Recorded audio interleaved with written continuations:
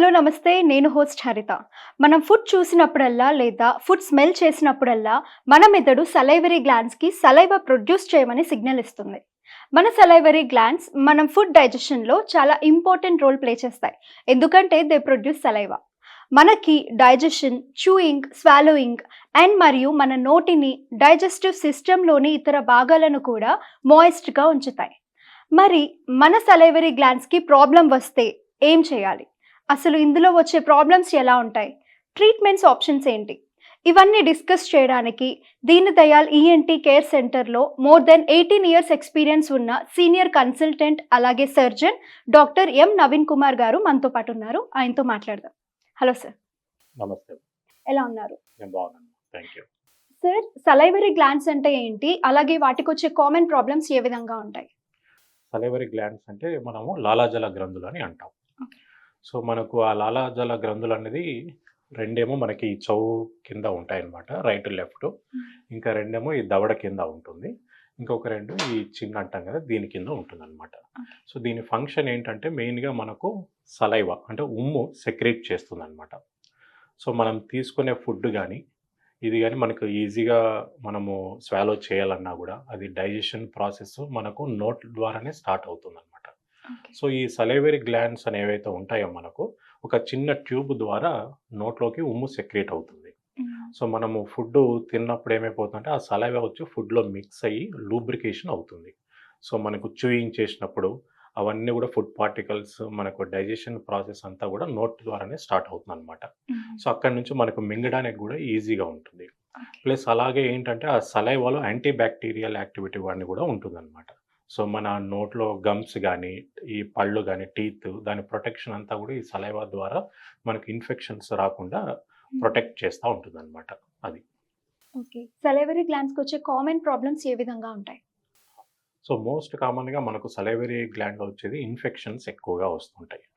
అంటే ఈ ఇన్ఫెక్షన్స్ మనకు చిన్నపిల్లల నుంచే పెద్దవాళ్ళకి ఎవరికైనా కూడా రావచ్చు. ఇప్పుడు చిన్నపిల్లలు అనుకోండి, మనము మమ్స్ అని అంటాం. అంటే వైరల్ ఇన్ఫెక్షన్ వల్ల మనకు ఇక్కడ చెవు కింద సలైవరీ గ్లాండ్స్ ఉంటాయి, లాలాజల గ్రంథులు. దాన్ని పెరోటిడ్ గ్లాండ్స్ అని అంటాం. సో పిల్లల్లో మామూలుగా వీళ్ళకు ఫీవర్ కానీ వాపులాగా వస్తుంటుంది, పెయిన్ ఉంటుంది, వాళ్ళకి నోరు తెరవడానికి ఇబ్బంది అవుతుంటుంది. అలాగే మనకు పెద్దవాళ్ళు వచ్చినప్పుడు మనకు పెరోటిడ్ గ్లాండ్స్ అంటాం చెవు కింద, అవి కానీ వాపులాగా రావచ్చు. ఈ దవడ కింద సబ్మాండిబులార్ గ్లాండ్స్ అంటాం, అది కూడా వాపులాగా రావచ్చు అనమాట. యూజువల్గా ఏంటంటే మనకు ఆ సలైవా ఫ్లో అయ్యేటప్పుడు ఆ ట్యూబ్లో ఏదన్నా బ్లాక్ అయినప్పుడు ఆ సలైవా అంతా కూడా మనకు ఫామ్ అయిపోతూ ఉంటుంది. ఇప్పుడు వాళ్ళకి ఏంటంటే మనం ఎప్పుడన్నా ఫుడ్ చూడంగానే మనకు ఆ సలైవా సెక్రీషన్ అన్నది స్టార్ట్ అవుతుంది. సో అది స్టార్ట్ అయినప్పుడు ఎక్కడైతే ఆ ట్యూబ్లో బ్లాక్ అయిపోతుందో సలైవా నోట్లోకి రాదు. అప్పుడు ఏమైపోతుంది, ఆ సలైవా అంతా కూడా ఆ లాలాజల గ్రంథుల్లో ఉండిపోతుంది అనమాట. ఉండిపోయినప్పుడు ఏమైపోతుంది, ఆ గ్రంథి వాపు వచ్చేస్తుంది. అది సలైవా ఎక్కువ రోజులు ఉమ్ము ఉందనుకోండి, ఇన్ఫెక్షన్స్ లాగా వస్తుందన్నమాట. సో దాంతో నొప్పి, జ్వరం లాగా వస్తూ ఉంటుంది. సో వాళ్ళకి మింగడానికి ఇబ్బంది అవుతుంటుంది. సో ఈ ప్రాబ్లమ్స్ వస్తూ ఉంటాయి. ఓకే. అండ్ ఇవి చిన్న పిల్లల్లో అయితే లైక్ పెద్దవాళ్ళలో కూడా సేమ్ సింప్టమ్స్ క్యారీ అవుతాయా సార్? అవునమ్మా. సో పెద్దవాళ్ళలో కూడా వాళ్ళకు ఫుడ్ చూడంగానే ఆ మింగేటప్పుడు మనకు ఆ లాలాజల గ్రంథి ఉబ్బుతుంటుంది, పెయిన్ వస్తుంటుంది. సో వాళ్ళు ఎక్కడన్నా బయట ఫుడ్ తినాలన్నా వాళ్ళకి ఇబ్బంది అవుతూ ఉంటుందన్నమాట. ఓకే. సో అది మోస్ట్ కామన్గా రావడానికి మనకు ఈ స్టోన్స్ ఉంటాయి డక్ట్స్లో. సో మోస్ట్ కామన్గా స్టోన్ దాంట్లో ఫామ్ అయిపోయి ఆ సలైవా ఫ్లోని బ్లాక్ చేసేసి ఆ వాపులాగా వస్తూ ఉంటుంది. Okay sir. Salivary gland problem ఉన్న వాళ్ళకి ట్రీట్మెంట్ ఆప్షన్స్ ఏ విధంగా ఉంటాయి? మామూలుగా సలైవరీ గ్లాండ్ ఇది ఇన్ఫెక్షన్స్ ఇవి వచ్చినప్పుడు ఏంటంటే మోస్ట్లీ అది వైరల్ ఇన్ఫెక్షన్స్ తోటి వస్తూ ఉంటుంది. సో అవి ఏంటంటే మామూలుగా మనం సిమ్టమాటిక్ ట్రీట్మెంట్, ఇప్పుడు పెయిన్ ఉందనుకోండి పెయిన్ కిల్లర్స్ తీసుకుంటాము, ఫీవర్ పారాసిటమాల్ కానీ ఏమైనా ఇన్ఫెక్షన్ ఎక్కువ ఉంటే యాంటీబయాటిక్స్ తీసుకుంటే చాలా మటుకు అది తగ్గిపోతుంది అనమాట.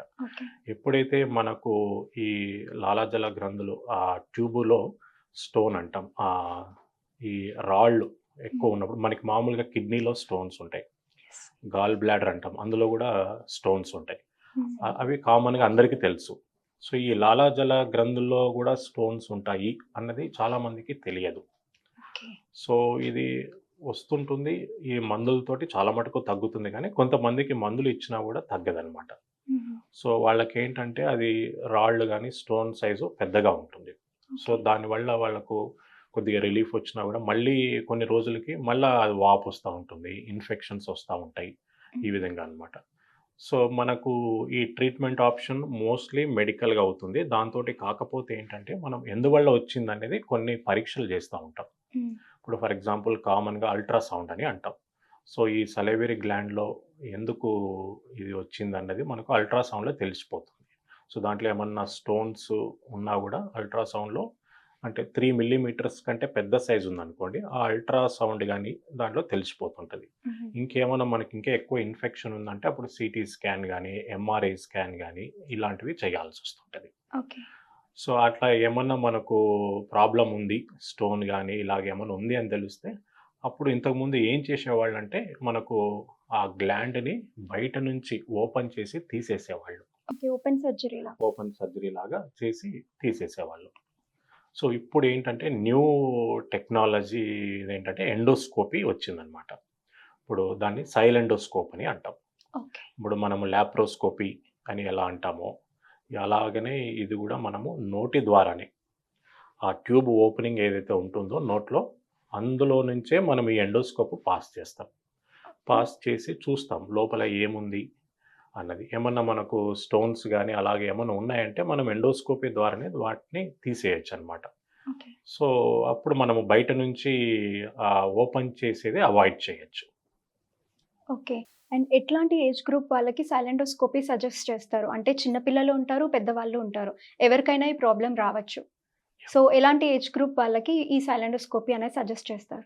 ఈ సైలెండోస్కోపీ అన్నది ప్రతి ఏజ్ చిన్న పిల్లల నుంచి పెద్దవాళ్ళ వరకు చేయొచ్చు. బట్ మోస్ట్ కామన్‌గా ఈ స్టోన్స్ అవేవైతే ఉంటాయో మిడిల్ ఏజ్ గ్రూప్ అంటాం. అంటే 30-50 ఆర్ 60 ఈ మధ్య ఏజ్ వాళ్ళకు ఎక్కువ ప్రాబ్లమ్ వస్తా ఉంటుంది. ఓకే. సో, అలాగే చిన్న పిల్లల్లో గూడా వస్తుంది గానీ తక్కువ. హ్మ్. సో, బట్ ఈ ఎండోస్కోపీ చిన్న పిల్లల్లో గూడా స్టోన్స్ గానీ ఏమన్నా ఉన్నా గూడా మనము చిన్న పిల్లల్లో గూడా ఎండోస్కోపీ ద్వారానే దాన్ని తీసేయొచ్చు. ఈ స్టోన్సే కాకుండా కొంతమందికి ఏమైపోతుందంటే ఆ ట్యూబ్ ఓపెనింగ్ ఏదైతే ఉంటుందో లాలాజాల గ్రంథులది, ఆ ట్యూబ్ అప్పుడప్పుడు చిన్నగా అయిపోతా ఉంటుంది.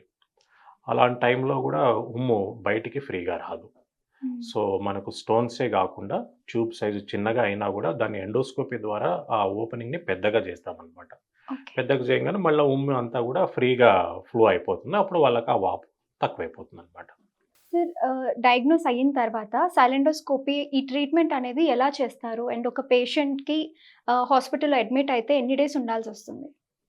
ఇది సైలెండోస్కోపీ అన్నదేంటంటే, మనము పెద్దవాళ్ళలో వాళ్ళ కోఆపరేటివ్‌గా ఉన్నారంటే, మనము పూర్తి మత్తుమందు లేకుండా ఓన్లీ నోట్లోనే చిన్న మత్తుమందులాగా ఇచ్చి చేసేస్తామనమాట. సో, అలాంటి వాళ్ళకు ఉదయం చేయంగానే వాళ్ళను ఆఫ్టర్‌నూన్ ఆర్ ఈవినింగ్ కల్లా ఇంటికి పంపించేస్తాము.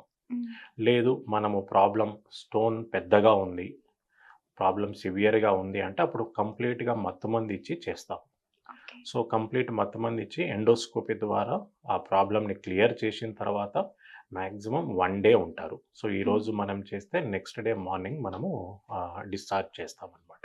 ఓకే. సో, మనం చిన్న పిల్లల్లో గూడా కంప్లీట్ మత్తుమందిచ్చే చేస్తాం కాబట్టి, చిన్న పిల్లల్లో ఏమన్నా ప్రాబ్లమ్ ఉండి ఎండోస్కోపీ చేయాల్సొచ్చినా గూడా 1 డేలో మనము డిశ్చార్జ్ జేయొచ్చు. సో, వీళ్ళు 1 డేలో డిశ్చార్జ్ అయ్యి వాళ్ళు నెక్స్ట్ డే నుంచి వాళ్ళ వర్క్ అన్నీ గూడా వాళ్ళు చేసుకోవచ్చనమాట రొటీన్‌గా. ఓకే. Very easy. అవునండి. ఓకే. మరి సైలెండోస్కోపీ ట్రీట్మెంట్ అయిన తర్వాత చిన్న పిల్లల్లో కానీ, పెద్దవాళ్ళలో కానీ ఏమైనా సైడ్ ఎఫెక్ట్స్ ఉంటాయంటారా? మామూలుగా ఏంటంటే ఇంతకుముందు గ్లాండ్ గాని, ఆ లాలాజల గ్రంథులు ఇన్ఫెక్షన్స్ పదే పదే వస్తుంటే, దాన్ని బయట నుంచి ఓపెన్ చేసి ఇక్కడ హ్మ్. గాని, ఇక్కడ గాని ఆ గ్లాండ్‌ని తీసేసేవాళ్ళు.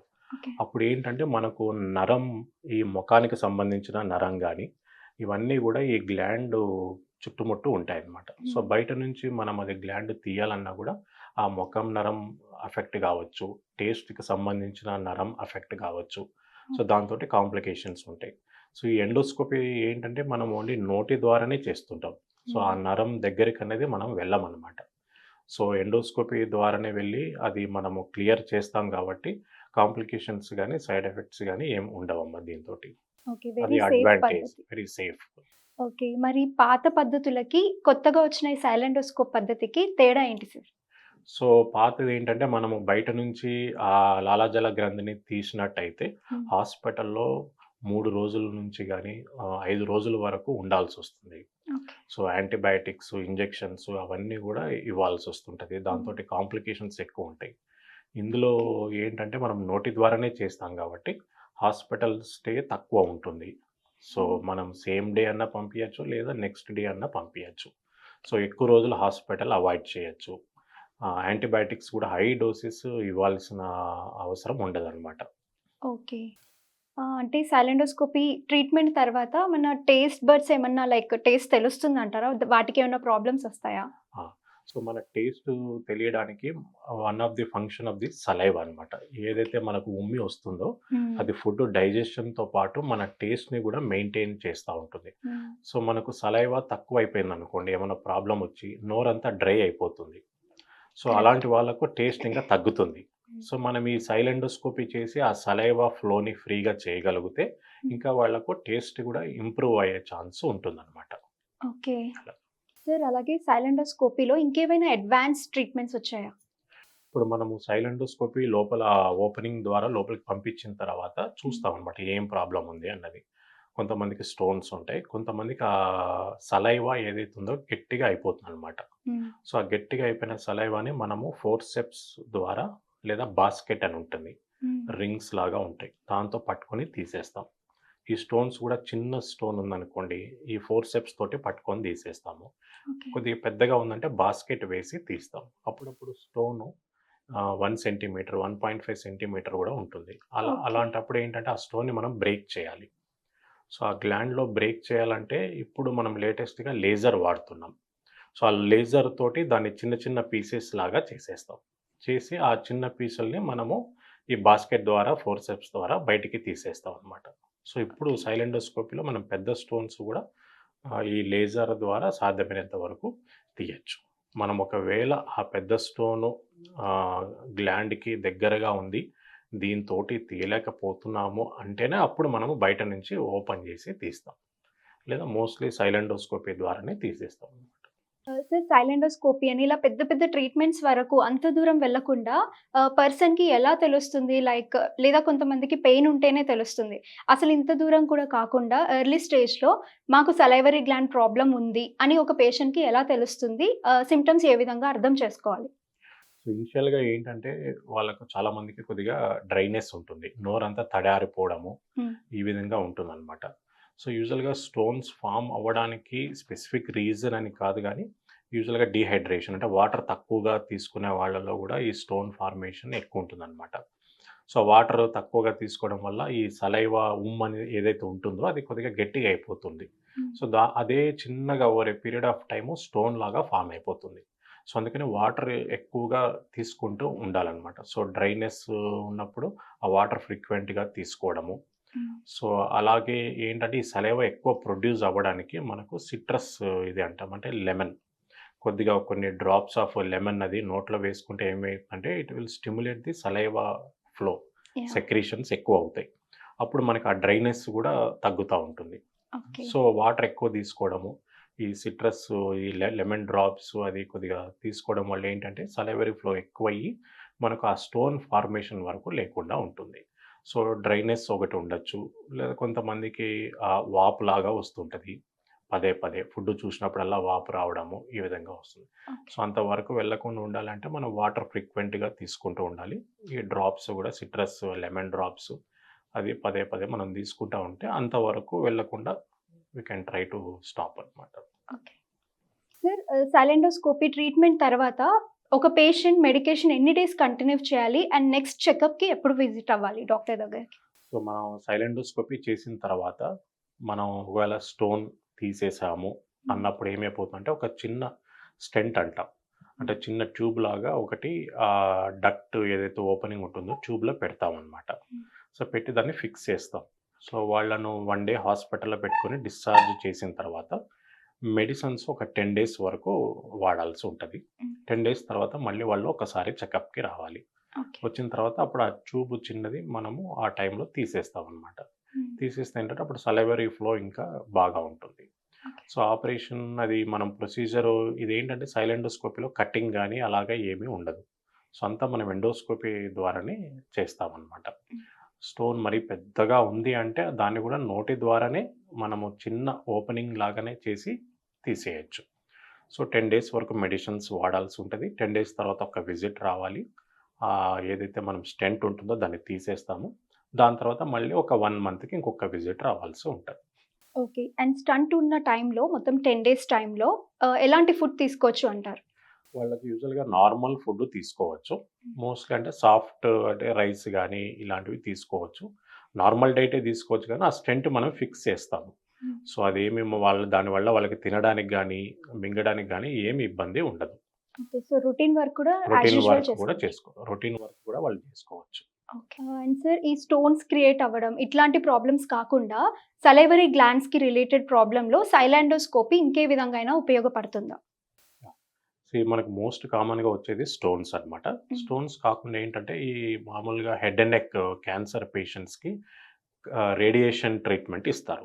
ఓకే. ఈ రేడియేషన్ ఇచ్చినప్పుడు ఏంటంటే ఈ సలైవా గ్లాండ్ మీద ఎఫెక్ట్ పడి ఆ ఉమ్ము అన్నది సెక్రీషన్ తగ్గిపోతుంటది. దానివల్ల నోరంతా వాళ్ళకు డ్రై అయిపోతుంటది. దానివల్ల నోట్లో పుండ్లు రావడము, కారము ఇవన్నీ తగిలినా కూడా మంట రావడం ఈ విధంగా జరుగుతూ ఉంటుంది. సో వాళ్ళకేంటంటే మేము సైలెండోస్కోపీ ద్వారా వెళ్ళి ఆ లోపల ఈ యాంటీబయాటిక్ మందు గానీ, కొద్దిగా స్టెరాయిడ్ మందు గానీ లోపల ఫిల్ చేస్తాము. దానివల్ల ఈ సలైవా సెక్రీషన్స్ కొద్దిగా ఇంప్రూవ్ అవుతాయి. అలాగే ఇంకొకటి ఆటో ఇమ్యూన్ కండిషన్స్ అని ఉంటాయి. దాన్ని మామూలుగా మనం జోగ్రెన్స్ సిండ్రోమ్ అని అంటాం. అందులో కూడా ఏంటంటే వాళ్ళకు ఈ సలైవా ఉమ్ము సెక్రీషన్ తగ్గిపోతుంటది. అలాంటి వాళ్ళకు కూడా మేము సైలెండోస్కోపీ ఆ ట్యూబ్ ద్వారా వెళ్ళి ఈ యాంటీబయాటిక్, స్టెరాయిడ్ సొల్యూషన్ ఆ గ్లాండ్‌లో అంతా కూడా నింపేస్తామనమాట. సో దానివల్ల సలైవా సెక్రీషన్ ఎక్కువ అవుతుంటది. దానివల్ల ఈ డ్రైనెస్ అన్నది మనకు తక్కువ అవుతుంది. ఓకే. సార్ జనరల్‌గా జనరల్ ఎనస్థీషియా ఇచ్చి చేస్తారు. అండ్ లోకల్ ఎనస్థీషియా ఇచ్చినప్పుడు పేషెంట్‌కి ఏమన్నా ఇబ్బంది అవుతుందా? అంటే పెయిన్ ఏమన్నా ఫీల్ అవుతారా? సో మోస్ట్‌లీ ఈ ఎండోస్కోపీ అనేది మనం జనరల్ అనస్థీషియాలో చేస్తాము. కొంతమందికి ప్రాబ్లమ్ తక్కువ ఉన్న వాళ్ళకి లోకల్ అనస్థీషియాలో కూడా చేస్తాం. సో వాళ్ళకి పేషెంట్స్‌కి పెద్ద ఇబ్బంది ఏమి ఉండదనమాట. ఆ నోటి ద్వారానే మనము ఆ మత్తుమందు స్ప్రే ఒక్కటే ఇచ్చేస్తాము. ఇచ్చి ఆ ఎండోస్కోప్ పాస్ చేసి చూస్తామనమాట. ఈ ఎండోస్కోప్ అనేది మనకు ట్రీట్మెంట్ అనే కాకుండా డయాగ్నోస్టిక్ అంటాం. అంటే లోపల ఏం ప్రాబ్లమ్ ఉంది అని తెలుసుకోవడానికి కూడా మనము ఈ ప్రొసీజర్ చేయొచ్చు. సో ఈ లోకల్ అనస్థీషియాలో చేసినప్పుడు కూడా పేషెంట్‌కి నొప్పి గానీ, పెద్ద ప్రాబ్లమ్ గానీ ఏముండదనమాట. ఓకే. సార్ ఇప్పుడు జనరల్‌గా చూసుకుంటే మీ దగ్గరికి వచ్చే పేషెంట్స్‌తో ఎంతమంది సలైవరీ గ్లాండ్ ప్రాబ్లమ్ తోటి మీ వరకొస్తున్నారు? సో మేము రోజు ఓపీ చూసే పేషెంట్స్‌లో 1 ఆర్ 2 పేషెంట్స్ మాకు ఓపీలో ఈ సలైవరీ గ్లాండ్ ప్రాబ్లమ్స్ తోటి వస్తా ఉంటారు. అంటే మనకు చిన్న పిల్లల నుంచి పెద్దవాళ్ళ వరకు ఈ ప్రాబ్లమ్స్ వస్తా ఉంటారు. మోస్ట్‌లీ 50-60% మనకు ఈ మెడిసిన్స్ ద్వారానే మనకు క్యూర్ అయిపోతారు. అలాంటి కాని వాళ్ళకే మనము ఈ సైలెండోస్కోపీ ప్రొసీజర్ అన్నది చేస్తున్నాం. సో మేమిక్కడ దీన్ దయాళ్ ఈఎన్‌టీ సెంటర్‌లో సైలెండోస్కోపీ 2010 నుంచి ఈ ప్రొసీజర్స్ చేస్తూ ఉన్నాం అనమాట. సో ఆల్మోస్ట్ 14 ఇయర్స్ నుంచి మేము ఈ ఎండోస్కోపీ ప్రొసీజర్స్ చేస్తున్నాం. ఓకే. సో చూసారు కదా నవీన్ కుమార్ గారు చెప్పింది. ఇంకా ఏ ఇతర ఈఎన్‌టీ ప్రాబ్లమ్స్ ఉన్నా Deen Dayal ENT care centre doctor Naveen Kumar గారిని అప్రోచ్ అవ్వండి. మీ ప్రాబ్లమ్స్‌కి సొల్యూషన్ కనుక్కోండి. Thank you. మీకు సలైవరీ గ్లాండ్ ప్రాబ్లమ్స్ గానీ, లాలాజల గ్రంథి ప్రాబ్లమ్స్ గానీ, ఇంకా ఇతర ఎనీ ఈఎన్‌టీ ఇష్యూస్ ఏమున్నా కూడా మీరు దీన్ దయాళ్ ఈఎన్‌టీ కేర్ సెంటర్‌కి రండి. We are here to take care of you. Thank you.